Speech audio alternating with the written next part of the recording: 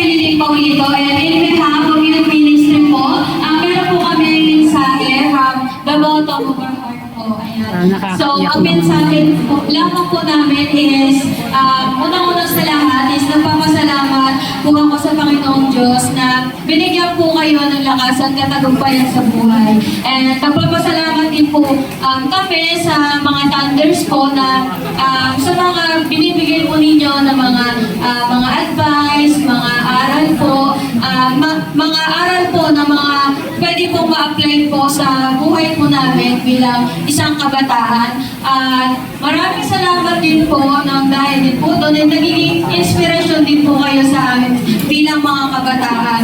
At yun naman po ay dahil din po sa inyong mga naranasan at mga experience sa buhay. So, hindi lamang po sa masasayang bagay yung mga naranasan ninyo, meron din po lungkot, bighati, pero yun nga po dahil po sa Panginoong Jesus, nandito po tayo, andito po kayo ngayon lahat, malakas at napupuri po sa Panginoon. Yun lamang po, maraming salamat.